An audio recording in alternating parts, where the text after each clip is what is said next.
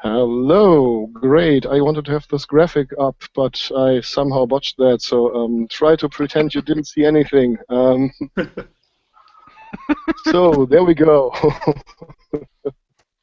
You get home from a con, tired, sweaty, and gross. You wonder if you would manage to take a shower and stay awake during that time. Suddenly, this long-haired guy appears on screen looking just as tired as you, and he says, "Hello, I'm Daniel Wallace, and welcome to the Plot Hook Inn." I got home from a con like 40 minutes ago, and I'm a little sweaty and gross and tired, so please forgive me all the botch up that are going to happen. Still, we are going to have fun today because we have got a great topic, one of my favorites, and I really wanted to talk about it, especially with Farlandir here. And it's always great to talk about role-playing with Jody. Our topic today is... Oh, so I'm just the little extra. I was like, oh yeah, and he's good too. Yeah? Well, you didn't bring a giant sword. Yeah, that's what it is. That's what it is. All right. Hey, Joe. No. Hey, Joe. Great to have you too. Hi, Dan. We are live already, so I'm just giving the intro.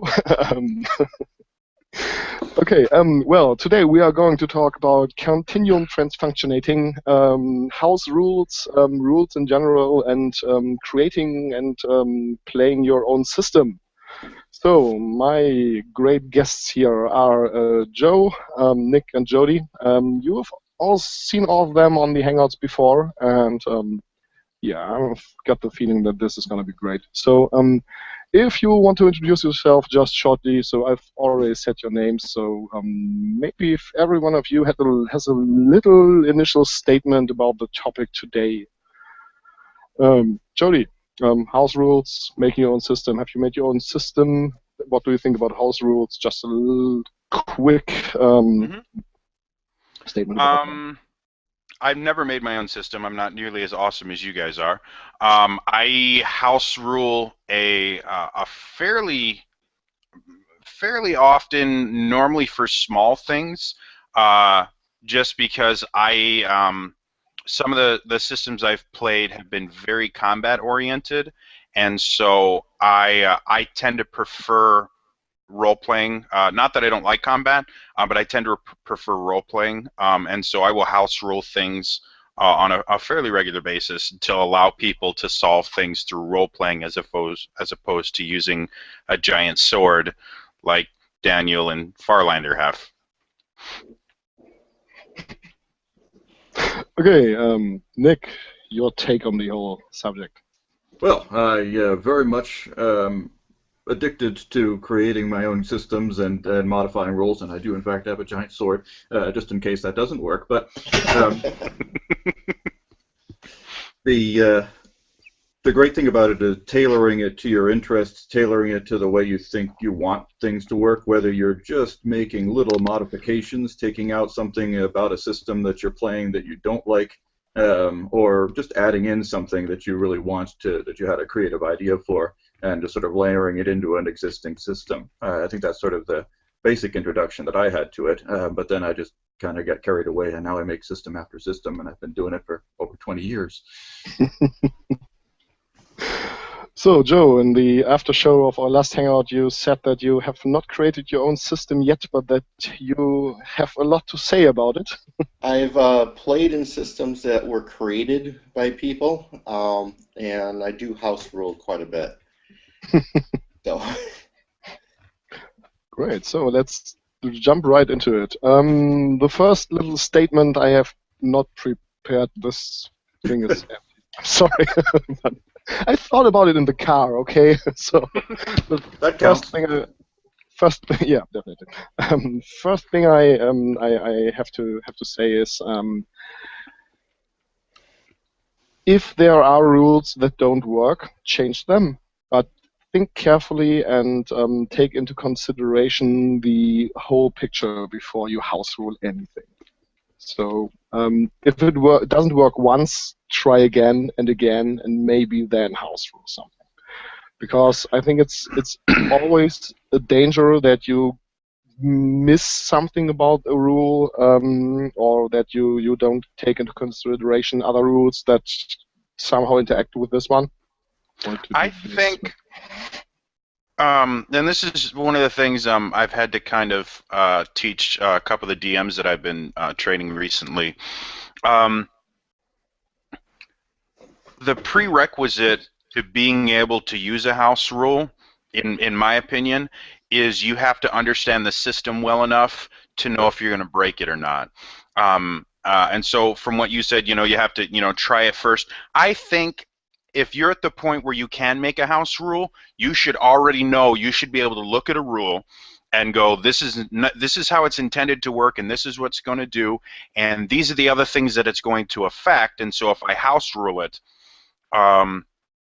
it's going to change this, this, and this. I think that's a prereq before you can even start using house rules, because and again, I've seen this happen where someone will go, you know what, I really don't like this rule because of this, and that wasn't the reason why the rule was there, and so they'll house rule something and then break the system to the point where either a character is really overpowered or a character is really underpowered. Or, and this is something that I've been making a big emphasis on, when I play and when I create like custom magic items, or when I create new rules to make things work, it's done to expand the choices that the players have, not narrow them. And your intention could be to create something that will, make them more powerful or make them feel good, but because it has now unbalanced the game, you have reduced their choices to, if I don't use this way, then I'm wasting it. Balance is definitely a major issue if you're trying to modify any existing set of rules or create anything from the ground up, for that matter. If you, as you say, adding something or reducing some of the stuff. I noticed with the only system I had played up until college was Advanced Dungeons and Dragons, and it had, in the early first edition stuff, this very conglomerate feeling. Like they had started with a core of rules that sort of made sense together, and then people just kept adding more and more stuff onto it. More stuff, more stuff, more editions came out. They kept on adding this thing and that thing, and it became this behemoth of complexity. Often the different parts didn't seem to work all that well together. So one of the things that I might start off by doing is saying, oh, well, I'm just going to ignore this whole psionics section. I don't think it fits with the rest, or whatever the part is that feels like it's added on. But just, you can go kind of through a system and pick out the things that you want, that you like best about it, and keep those, and try and just sort of redact all of this stuff for the purposes of your campaign that seems unwieldy or more than you want to try and keep track of in your brain all at the same time while you're trying to run a game.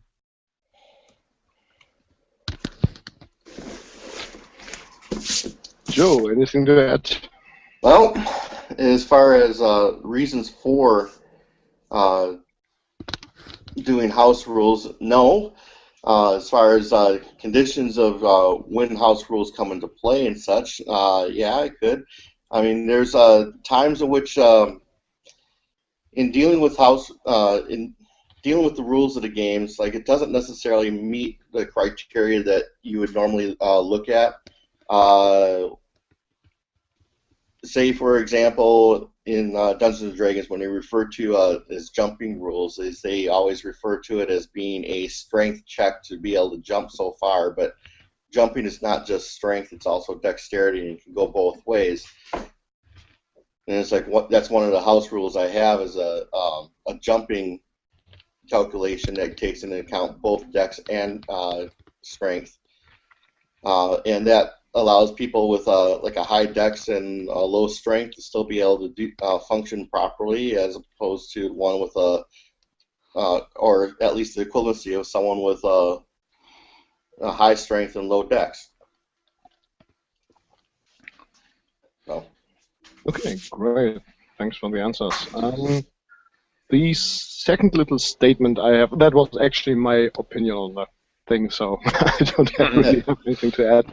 The second thing I want to say here is rules are rules, and rules are there to be kept to. And if you change the rules that because they don't work, that's fine, but you have to document it and you have to keep to the changed rules. And it's absolutely not acceptable, and it's also not house ruling if you just change the rules every time you play. So you're not a fan of Calvin Ball then, are you? Well, Kevin Ball is not an RPG, so yes, I'm great at it. I don't know. I'm not sure there's anything that Calvin Ball isn't. I love the fact that I made that reference and you guys all got it. Watterson's a genius. That said, anybody who objects to that, actually? I don't know. I think you could make up new rules every week and it would be house ruling. It's a completely different experience if you're making up stuff that way. But it doesn't mean you couldn't play a game. I've never done it. I'm not sure I want to, but I could see certain groups of people enjoying that. I think it makes a lot more sense to me, and I've always documented every rule so I can give things to the players. I think the most important thing to me for rules is a bit of transparency to them. The player needs to be able to understand how the world works from the game master's point of view to be able to experience that world and not be frustrated at every turn by something that constantly seems to be counter their expectation or intuition as they're navigating the world with their character. So having written rules that are consistent and applied fairly is a very good foundation to seek for any system. But especially with rules that you're making up yourself, it's good to leave an opening of the door to say after a little while, all right, there's something about this that I don't like, I'm going to change it going forward. You might want to hold out changing it until you can apply it across the board, and sometimes it's weird what retroactive changes that applies to the game. I've had weird situations where that happened that I didn't enjoy that much, where it was done in somebody else's system. So I can see the problems with changing rules willy-nilly, but I do think there's got to be at least some small window of opportunity to create additions, to create changes to a system periodically. One of the things that I tend to really enjoy is rules give you boundaries and direction. When you drop someone, like in a sandbox type game or a sandbox type RPG, if you literally, it's 100% sandbox, there are no rules or anything, it's hard to figure out where you want to go or what you want to do. So I've always used rules as a way to kind of give my players directions in that and boundaries so that they can become that much more creative. Because again, in a world where you can change, the laws of physics willy-nilly, you don't technically have to be that creative. It's like, oh, well, there's a giant ogre in your way. Okay, well, the area that he's in, I changed gravity so that it's backwards, and he flies up into the air, and we never see him again. That's technically not being all that creative. It's just going, well, I didn't want that person there, and now I have a way to get around them. But if you give them rules that tend to be, I tend to be a bit of a rules lawyer with everything except the ones that I think are just pointless things that were done to basically just to give rules lawyers something to argue about. If you're well, things like if you look at Pathfinder, there's this thing where if you're a ranged character firing into combat, like you have somebody that's attacking someone and you're far away and shooting a bow, you get a penalty to your attack roll because you're firing into combat. And while, yes, if you go from a theoretical perspective in the actual theater of war, and you're firing into where they're moving more often than if they weren't in combat. So I can understand the justification, but to be perfectly honest, it's just something for people to argue about. Well, are they in combat? Are they not in combat? Couldn't I just say, duck, and then when he ducked, the guy would pause for a little bit, and then I'd pop him between the eyes? Like, it just turns into an argument. So, yeah, I kind of disagree and agree with this statement at the exact same time. I will change rules that are just there to be annoying, but I think a game is more fun when you have rules, because you can figure out ways to use those rules uniquely and more creatively than you can if the rules are very lax.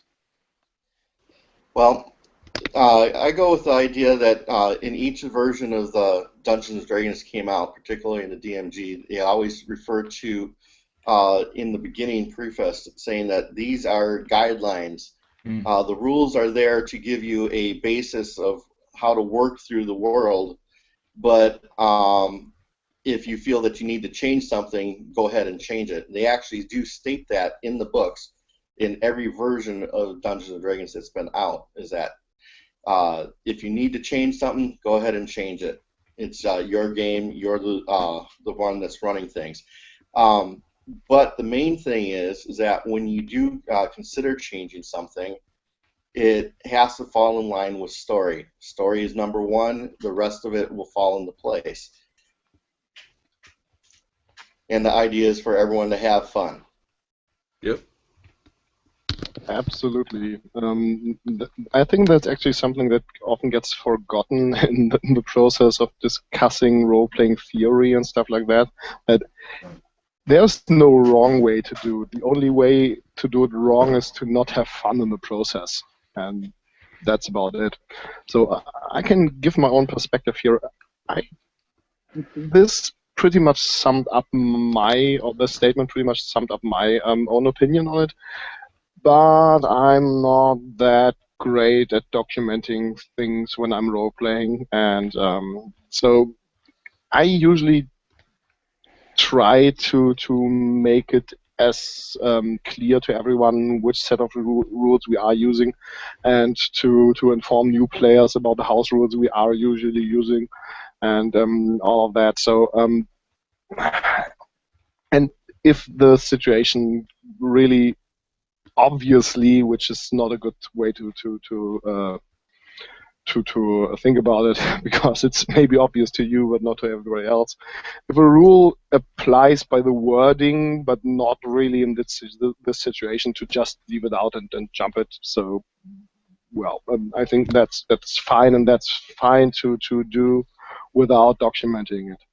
But if you really do change a rule and say, okay, we will do reloading in a different way. We don't use the rule in the book. I think this really has to be written down just so that everybody is on the same page when playing. But the question oftentimes isn't how to use a rule, but if to use a rule at all. So you came prepared. Those are the jumping rules I was mentioning earlier. Cool. I use a system to the jumping situation with the idea of strength and dexterity. I typically separate abilities and skills in most of the things that I've created, and then allow them to be joined up situationally. So if you're trying to jump for the maximum height or maximum distance, strength might be one of the major features in terms of how far you can jump. But if you're trying to land perfectly or grab something at the top of your jump, then maybe it's dexterity that factors in more. And depending on the circumstances, sometimes you're just trying to make a small but very important and dangerous jump. Sometimes you're trying to make a prodigious leap across great distances. I like the versatility of being able to switch different things and pair them together. Well, here's a unique question. Not to steal Daniel's thunder. Absolutely not. So we're talking about how we house rule stuff, and we've mentioned it, everything. Have you guys have players that have? I mean, technically, as DMs or GMs, we do control the world, so we would have to be the ones that enact the rule. But I've had games with Joe and another of our friends, Ben, where they will create the house rule, quote unquote, just by going, you know what, I want to do this, this, and this, and I'd like to use this stat for it, and then come up with a really good explanation for it, and I go for it. Do you guys run into that, or is it for the most part is that kind of like a DM thing, or do you guys see that really good role players will house rule themselves? That sounds like either adaptation or interpretation, which you've got an awful lot of license to do. And whenever a player is using their creativity to say, all right, this is what I want to do, and I've got these resources, this skill, this ability, and this is how I want to try and do it. If they can come up with a reasonable justification and you can see how their logic fits into the game rules, then you just implement that. It's different from making up a new rule for it, unless it's something that they're doing every game. Then maybe you start writing that whole formula out and figuring out exactly what the combination does. I like to, as a player, or even as a DM, it's like I like to encourage my players to come up with new, unique ideas. It's like there's nothing wrong with suggesting something and say, hey, I'd like to try to do this. It's up to the DM to rule whether it works or not. But for them to say, I'd like to be able to use this ability in this new, unique way, is that feasible? At least for you coming up with the idea, yes, it's feasible, and whether it actually works, that's up to the DM. And that's the way it should be. And the roll of the dice. There's nothing that says that you cannot, suggest something new. I would really love if my players would do that more often. It happens, but it doesn't happen very often, and I would really like them to do it more often. My players do it all the time. Well, I think I feel your pain. Well, and I think thing. that theorizing here, that may have something to do with the fact that every time you start a new game, it sounds like they have to learn a brand new system. Yeah. And correct me if I'm wrong, the system itself probably changes as the game goes on, as you realize what things work and what things don't in it. Sometimes, not too often. Sometimes. Really? You're a lot better at this than I am then. Well, again, if you go back 15 years, I was probably making more changes then. Now I've got a better handle on designing things and working within a consistent pattern. Plus, again, in terms of documentation, I create a book that the players have to look at before they create a character. And I do also typically play test each new system before I start a real campaign where the players are making up their own characters. So I'll create a system, I create a world, and then I'll create a set of characters, hand them out to the players, and give them a scenario that they then play through for a couple of weeks. Often trading characters from week to week, just so they get a sense of how the rules work, what the world is like, and then by the time they're ready to create their own character, they have a much better sense of how everything is going to work. That's an important part of it to me. Switching gears from house rules to your own system. I think this question goes to Nick only. How did you start creating your own system? Was it really like the title of this hangout suggests, that you were modifying a system and at one point thinking, why am I modifying this? I can start with a blank sheet and just go for it from there. Well, yeah, again, in college I started playing or running a game, and it was AD&D, but I kept finding more and more things that I disliked about some of the collective rules and out, so I'd take things out, I would add in my own layers of systems. So I had, like, by the end of that first year of school, I probably had a 50% original AD&D game with 50% of the rules stuff that I had layered in and interlaced with the existing stuff. And then at that point, I got fed up with trying to keep track of all of the stuff. So I just sort of started from a blank slate and began building up systems from the ground up with ideas that seemed to be internally coherent and allowed me to create consistent stuff that also just allowed me to express my own imagination without working through somebody else's voice, in a sense. I think for me it's a bit like the difference between writing like a fan fiction set in an existing world or universe where you've established, okay, if you're going to write a story that's set in a Star Wars setting, you know certain things about Jedi and Sith and lasers and droids, and so you've got a lot of stuff to work with, which is awesome, and you can definitely weave an interesting story in that setting. But if you've got your own ideas about how various space things ought to work, and they're not quite the same as whatever you find in the Star Wars universe, if you just start out from scratch and just create your own thing, you have a lot of freedom to make up your own idea. So writing an original novel as opposed to writing something within an existing setting, that's kind of the difference to me from working or adapting within an existing role-playing system versus creating my own from scratch.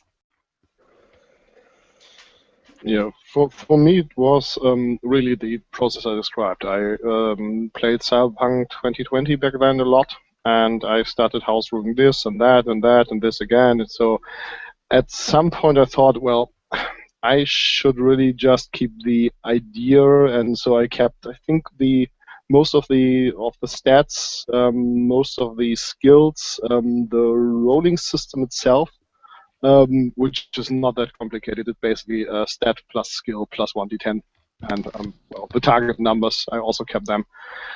And some of the game mechanics in terms of firearms and stuff like that. So most things I really liked, and I house ruled everything else. So I pretty much created a new edition of it, which is in the details very, very different from the original.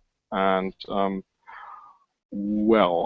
that's how I got into that, and I started then modifying it to fit other settings, not just cyberpunk, but also fantasy settings and some Soldiers of Fortune things and stuff like that. And so I usually use that now. Question for Jody and Joe, for the J's. Jody, have you played in a system someone made up? The closest I've gotten to playing in someone else's custom-made system was when I was in a group with Daniel. Actually, was our DM, and we played GURPS, which I think lends itself very well to giving you a basic framework of things like difficulty classes and skills in that, but lets you take and build your own custom system out of it. To me, GURPS is kind of like the Legos of RPGs. You can turn it into anything that you want if you're creative enough and you understand the overall system. So that's really as close as I've gotten to doing playing in a quote-unquote custom system. I have done. I made my own custom setting for Dungeons and Dragons, where the rules, like if you go to the Dark Sun setting versus Forgotten Realms versus the Spelljammers, you're technically using the same rules, but certain things work differently, like defiling in Dark Sun versus using magic in Forgotten Realms. You're technically using the same character class, quote-unquote, but they react vastly differently. And so when I created my custom campaign setting, things worked differently there than they did in other campaign settings. Like it was called the Kingdom of the Kale Islands. It was sea-based, so there was one really large island, and then everything else was small islands, and so you use ships to go everywhere.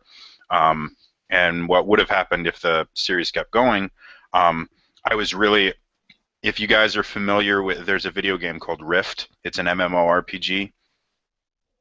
In it, every so often, one of the other planes of existence will like rip into the prime material plane, and then you'll have all these creatures kind of pour out of it, and you have to try and seal it.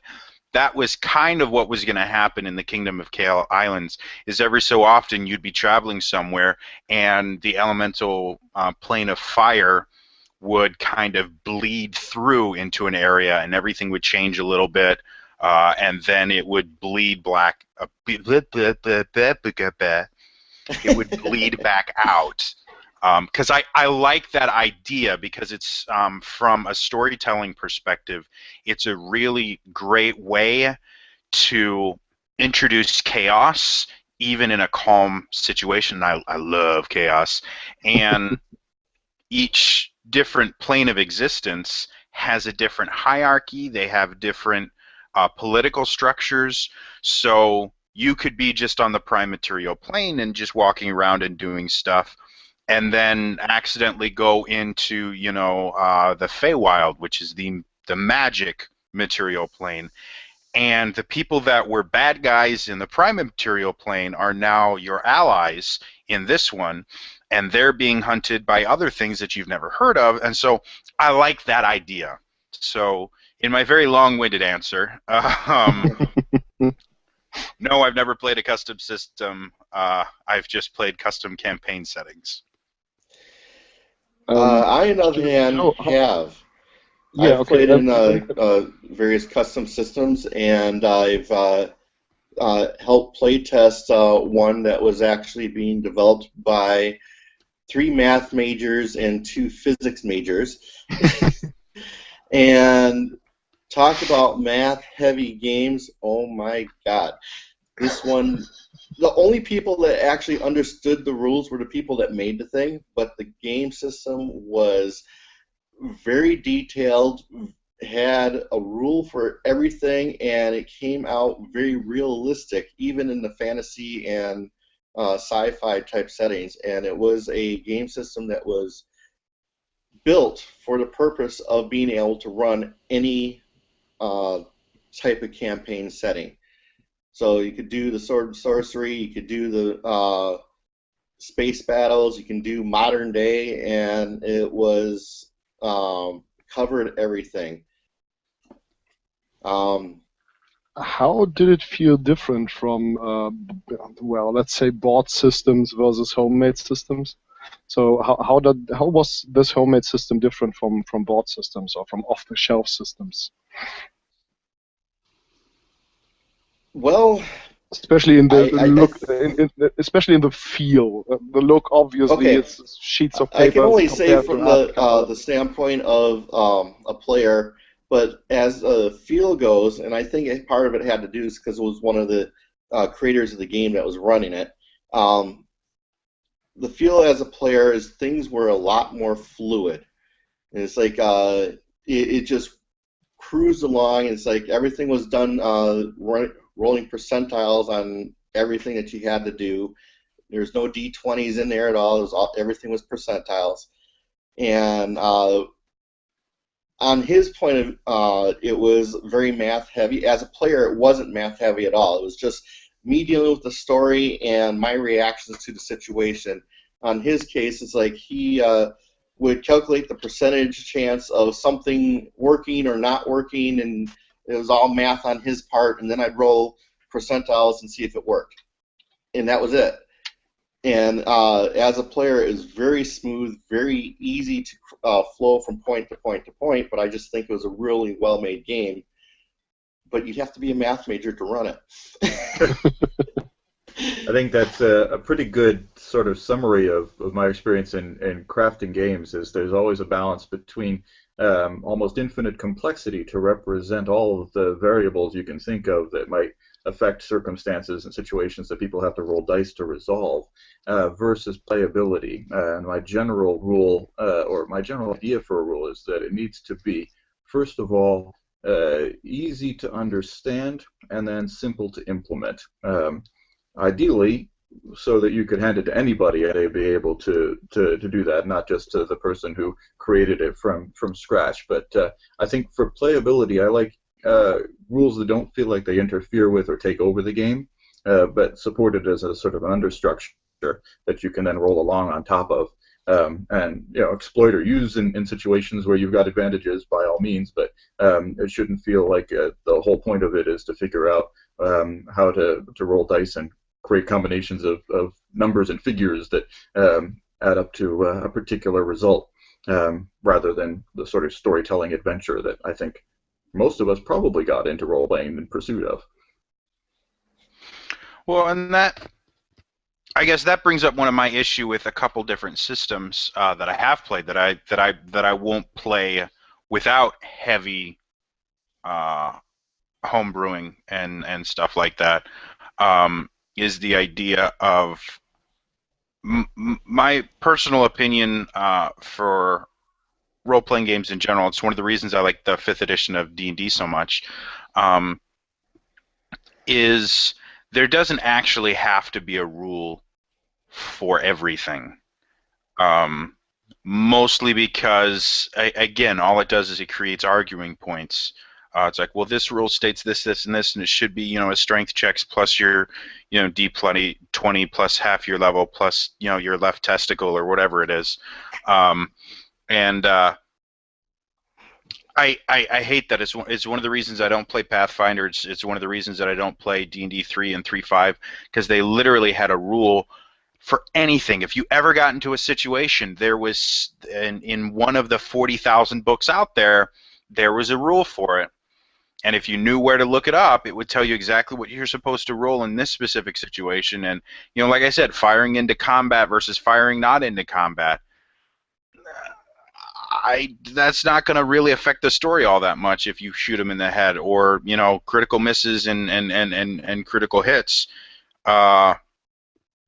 It frustrates me when people try and create rules, because technically in the real world we have the laws of physics, we have all these rules and laws and things like that dictate how the world works, and to be honest, we don't understand probably 90% of them. Like when you really think about it, the laws of physics and stuff like that explain a very small portion of the overall how the world works. Like, we still don't understand consciousness and things like that, which is a rather large part of our being. And so I think it's kind of a result to, or a reaction to that, where we don't understand our world, and we're getting better and better every single day, don't get me wrong. So I'm going to make sure that every single aspect of this world I understand and I can control, and I think it takes away from the game. Well, things like that need to be called on the fly, and the biggest guideline for making a ruling in a game is what would work in the real world. And it's like, if you are, example, making that shot into a battle, it's like, well, what would it be like in reality, as opposed to this fantasy world, and which would make more sense, and just go with that. It's like, you don't have to overthink it. It's like, what would make, at least in your mind, make the most sense in the situation. And I know a lot of players try to bend that towards their advantage, but as a DM, you have to just sort of say, no, it's like, this is the way it works, and this is the way it is. See, I would disagree with that statement, simply because, and I love using this example because it's blatantly obvious. In the real world, I could not throw a fireball from my hand. It just doesn't. Yes. I tried it once. It wasn't a good experience. So I think you have to kind of I think you have to kind of look at the world through the lens of, well, technically, would this, if I was living in this world, would this work in that reality? But you still have to have that lens of, okay, this doesn't, technically these things don't work like they do in reality. Yeah, it's the really big question of realism versus inner-worldly coherence, which I think there's two basic components to any rule system. One is what Joe is talking about, which is representative of physical things that we can imagine ourselves doing in real life. I can picture taking a bow and firing it at a distance, and we can test all of that stuff out in real life. Giant sword. Yes. Exactly. If you have questions about how to use a giant sword, we can figure them out with practical experience. But once you start introducing ideas of fireballs, then you get into kind of a whole separate section of a system, and that's where you've got a lot of creative license. But you also need to establish the most clear definition from the game master to the players of, all right, this is why magic exists, this is how magic is applied, where it comes from, what is required to employ it, what its limitations are, how it fits into the sphere of the world. It becomes a very broad topic, but creating magical rules and systems is a sort of a secondary level on top of the sort of the core rules underneath that represent things that really support your suspension of disbelief in the game. Where if something seems like, okay, I can throw fireballs and I can jump into space for no apparent reason, the laws of physics start to make people feel weirder about how probability is affecting ordinary, everyday kinds of efforts. You know, you're jumping around, you're climbing up and down trees, you're firing arrows from a bow. If those things don't seem in some way realistic, at least on a basic level, then it's harder to sort of immerse yourself in the game, to my experience. Yeah, and that really bears the question: what do you want to achieve by making a system, making a specific rule? What's the result what's the result you're aiming for? If you want a game where it's pretty common to do everything in shiny armor, you probably won't use too realistic rules for wearing armor, because armor is heavy and it's really getting really warm in there and everything like that. So, but if you want a realistic outcome, realistic in terms of aiming at the same probabilities that would work in the real world, or that you would come up with in the real world, which is a topic of its own, to be fair, you would completely change the rules. And I think a great example for that is it called 7th Sea, the pirate role-playing game? I only know the German name, to be fair. And I actually have that one, yeah. Yeah, okay. It's Siebte See in German, so that's exactly the same thing, but I wasn't sure which how they translated it. So they've got combat rules that pretty much know two types of enemies. One is the normal everyday pirate you encounter by the dozen on ships, and you can pretty much slay dozens of them just by striking them once, and that's it. And then they know the advanced enemies, like I would say first mate and upwards to the captains and everything, and they pretty much work by the same rules the player characters do. So they made this very clear distinction, just to with the goal to make combat pretty much like in the old swashbuckling movies, where you slay goon after goon after goon to then have the fancy fight with the captain of the ship. Sure. And that's absolutely not realistic at all, and this distinction is, well, it only really happens in these movies, and if that's what you're aiming for, you achieved it. Well, yeah, sometimes the rules are supposed to be their skill.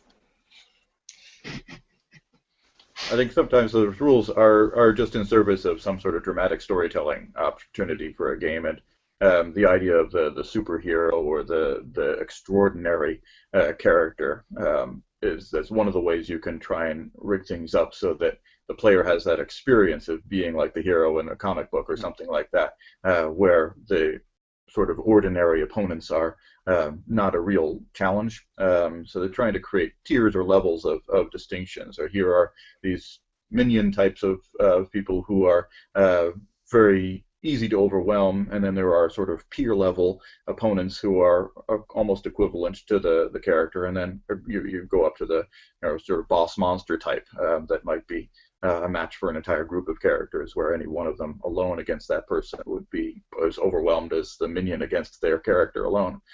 I've seen a lot of systems do that, and I recognize what you're talking about from the 7 Seas, or 7th Sea, whatever it was. I tend not to do that kind of thing in my own system, but my players have grown accustomed to a certain level of danger, and the assumption that they can't necessarily take anything for granted as being an easy pushover or something where they can just sort of wade through a sea of combatants and not expect to be at risk. A lot of Well, that comes down to the game master style, though. we've strayed from the straight path of the top that this topic suggested, but I think that's fine because I think this discussion is really, really interesting. So we should just go for that. Jody, did you have an important thing to say? Well, I don't know how important anything I have is to say, but question to the panel of GMs and DMs. I have had instances along the same topic of making it realistic in the idea of the world. I have had instances where there are game mechanics designed to inspire creativity and make things a little bit more challenging. Like in 5th edition, every different type of damage you can do has a specific type, like bludgeoning, slashing, piercing, and there are certain monsters that are weak to certain types and resistant to other ones. And that's simply, again, to make certain battles more challenging, to make it so that you have to be more creative in your fighting. You can't just go around with your one sword and kill everything the exact same way. Sometimes you have to have... And I had a player that mentioned, he's like, well, I have a sword, but I have a pommel at the bottom of my sword. Can't I just make the damage bludgeoning damage? And I'm like, well, no, because that would kind of break the game. That would give people that wouldn't give people a reason to carry extra weapons or things like that. That's, again, looking at the purpose behind the rule as opposed to the rule itself. It's like, well, the reason they have this is again, to make things more interesting in that. And technically, any weapon could be a bludgeoning weapon, because you can strike with the flat of your blade, or you can, hit them with the handle of it and do bludgeoning damage, and so I've had to have certain situations where it's like, well, if you want to do bludgeoning damage, you can punch them in the face, and we have rules for that, but it's not going to work as well as you cutting through them, because that's how the weapon's designed to work. If you are using a giant sword, like both of you keep showing off, and you hit with the flat of your blade, the blade itself, most blades are designed to be somewhat aerodynamic, and if you switch to the flat of the blade, you're breaking the dynamics, you're giving it more wind drag and things like that, and it doesn't swing as smoothly. You're not going to do as much damage as you would if you hit the way that it's designed to work. And so, after explaining that's the answer right there, though. I think. Okay. Well, I mean, if you're taking a sword and you want to do bludgeoning damage with it, you say, okay, you can turn it and try and apply it that way. You're just going to get a lot less damage, but it'll at least be the type that you want. If for some reason, cutting with an edge against this particular monster it can't be cut in any way, so you need to bruise and bash it to turn its innards to jelly somehow. You might do better with a mace, but if all you've got is a sword, use the pommel, use the handle, strike with the quillions, flat of the blade, whatever. You should at least be able to do something. All of that was... Sorry. Go ahead.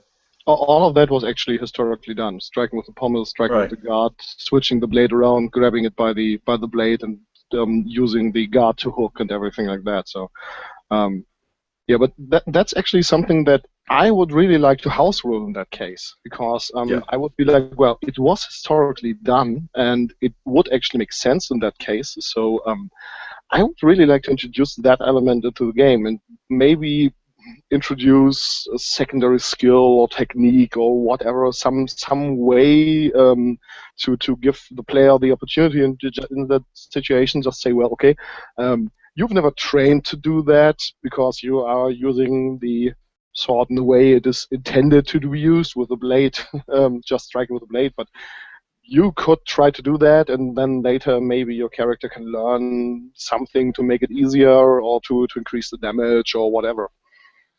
I actually agree with that, and in both cases, that I agree with Jody in that it should not do the full weapon damage, but I also agree that it should do something.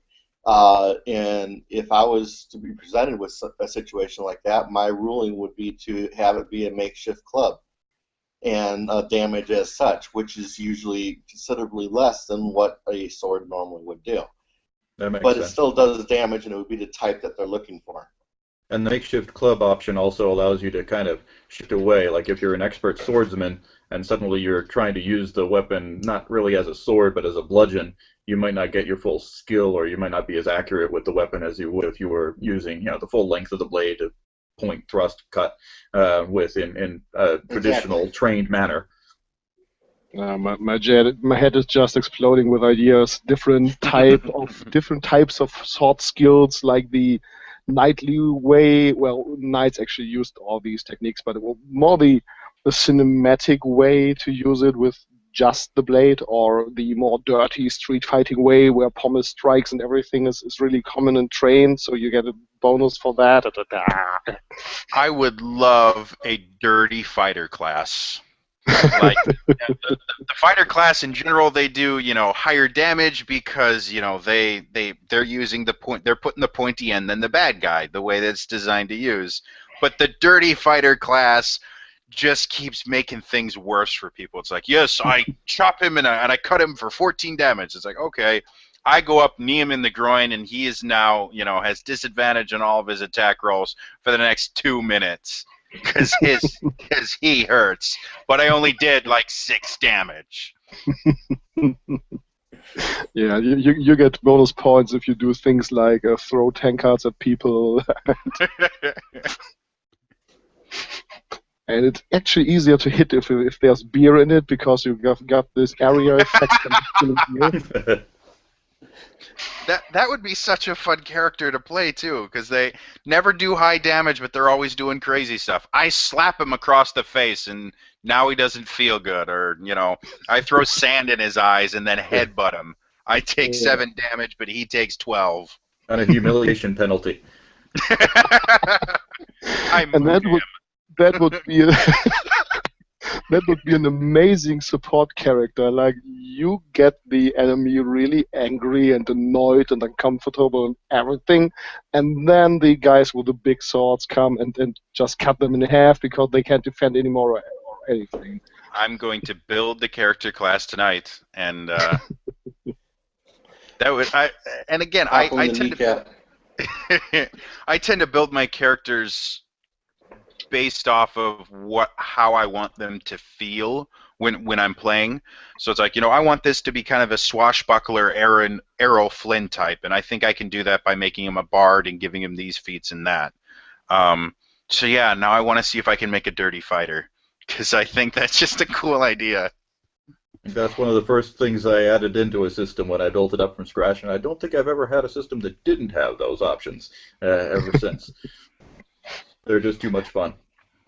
I actually know that GURPS has rules for that. They are not really clever, though. It's just like, well, if you want to throw sand at the enemy or something, you could roll for dexterity, and the enemy could roll for dexterity to defend. Well, duh. Well, I since we haven't had a story time yet, and I really think this applies well. I had a campaign that we were running in 4th edition D&D where we had a dragonborn paladin and then like a halfling thief or something like that. And we came up with rules that we use for the rest of the game for a fastball special. Okay.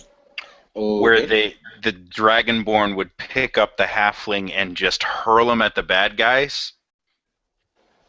And then the halfling would be able to make an attack and make a check to see if they fell flat on their face, or if they stood up, and it was just fun to do, because every so often we'd have bad guys everywhere, and the halfling would be surrounded, and the giant dragonborn would come in, plow through bad guys, get hit a bunch of times, and then pick them up and just chuck them at somebody. We had a really fun house rule for BattleTech, actually, for the war game or miniature game, where you can, if your mech falls down, you can stand up running or walking, and you have to state in advance which one you do. So we came up with the option to stay down flying. So you basically just fire your jump jets while you're lying there, and skidding across the ground and hitting everything in the way. And we played with it for a few game nights, and it was really really fun to say, to say the least. Mech luge, essentially. Yep. But well, they pretty much found they pretty much have a rule for everything in BattleTech now, so that's not bad, but it doesn't leave too much room for house rules. But we found some. So while we are telling stories, Joe and Nick, any other fun stories with house rules or playing in systems you told a little bit about playing with, what was it, 2 math majors and 2 physics majors? Yes. The game that I played in it, the game system they named was Omniverse, which covered basically everything it did. It hit everything. But the setting that I played in was a Star Wars setting. And one of the most enjoyable things was actually in the process of rolling up your character, because as you're making your character, if you're making someone that was in working for the Empire, there was the guy would have you roll to see how many times in your career you ran across Darth Vader. And every time you ran across Darth Vader, there was a percentage roll that you had to make. And mind you, this is just in the creation of the character. And if you rolled lower than a certain percentage, Darth Vader killed you because of your inability to do something, and you had to start over again. But if you succeeded, you got an automatic promotion. I think the old Traveler system had exactly that built into it. You could become a soldier, but it was really dangerous, and you could, if you wanted to have certain abilities, you needed to take a path that could possibly lead to your death during character creation. That's bizarre. I find your lack of faith disturbing. Crunch. I think that would be my favorite part, is while someone's creating an Empire character, they roll really poorly, and I would just randomly go, I find your lack of faith disturbing, Colonel. Crunch. Try again. You have failed me for the last time. You are part of the Rebel Alliance and a traitor. If you ever want to have an acid trip, though, watch some of the behind-the-scenes stuff. Where what is his name, David Prowse or whatever his name is, the guy in the armor says his lines, because it's hilarious when you when you're sitting there and you know the lines by James Earl Jones, then you hear this guy with this kind of almost posh English accent. You are part of the Rebel Alliance and a traitor. Take him away. Or whatever it is. You always want to go over there. Nana, have you had your cookies yet? Oh boy.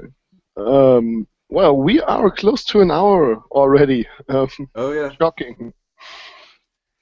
We could probably have another episode on this in a couple months and still have more to talk about. Sure. Yeah, and I talked about the very same topic pretty much for, I think, 5 hours on the con, and we weren't finished. We were just tired and had to go to bed. So, well, and I think we derailed a lot, but especially the last part before we started telling stories. And Nick, if you've got a good one, we'll get to that. I think I got to get going soon. Okay, great. I think especially the last part was a really good example of how fun it can be to make up rules, to make up house rules, to create an own system, to maybe even just as a training, as an exercise, to understand role-playing systems better, to pick a goal and try to find rules or a system, maybe a little part of a whole role-playing system, to achieve this goal mainly, and to just think, man, if I want to have a rule that pretty much leads to this outcome or this way that things behave, how would I do it? And I think that's really interesting, and everybody should try it. Okay, we haven't talked about, well, at least half the things I wanted to talk about. No, that's fine. I also think we should do a show about universal role-playing systems and how systems in different settings work and everything like that.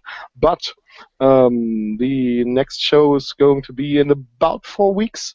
And we will announce everything about it in about 2 weeks. So about 2 weeks prior to the show, we will inform you, our lovely audience, about the next episode. But I can tell you the title or the topic, and it's going to be good role playing from the game master's perspective. And that'd be interesting. Yep, we thought so. So. Well, it sounds like you will see Joe again there. Thank you very much for being here with me and for the really interesting discussion. Well, we have already talked about where you can find all of us. So I'm at Evil Dan Wallace on Twitter. And you can find me as Daniel Wallace on G+, and Daniel Wallace on the Geek and Sundry forums and all of that. So if you are interested in the show and being on the show or have any comments, just leave them anywhere where I will find them. How can anybody contact the three of you? Joey? I'm the best way to contact me, because I have it. I get notifications on my phone. Is Twitter. I'm at Trainer Jody. You can also send me. I'm Trainer Jody just about everywhere. So I'm youtube.com/Trainer Jody. You can send me messages through YouTube. I don't get them anywhere near as quickly as I do the Twitter stuff. Otherwise, anything you post on the All Free Geek Alliance, all the members generally will check it, but I make sure that on a regular basis I'm looking at comments and I'm looking at all this stuff to make sure we're engaging our audience correctly. So those are probably the three easiest ways to find me. Nick? I'm Farlandir on the Geek and Sundry forums, and that's pretty much all I'm doing out in the internet world. No. You should absolutely become friends with Farlander on G+, because you get his really amazing comments on other people's YouTube videos, which are so much fun to read. So you should really do that if you ask me. Joe? You can get a hold of me via Twitter at ZaphodM2. Any comments will come straight to me, and I'll be happy to answer them, and whatever. And apparently it looks like I'll be on the show again next month, I think. If we can make it happen schedule-wise, absolutely.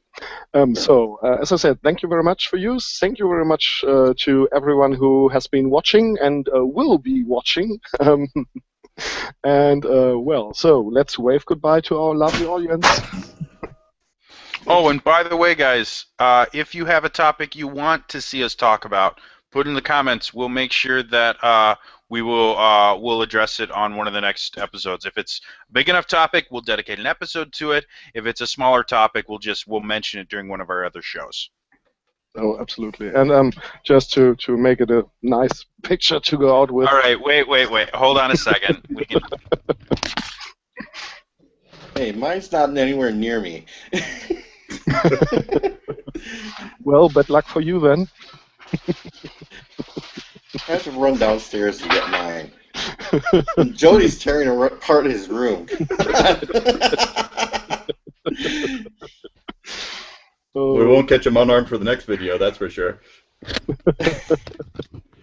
Okay, since everyone's got to show off their massive weapons. There we go. Pull out a kitchen knife. That's great. Okay, let's pose for that. That will be the thumbnail of this episode. All right, here. All right, here. Better yet. Yeah, that way. Great. Bye. Bye.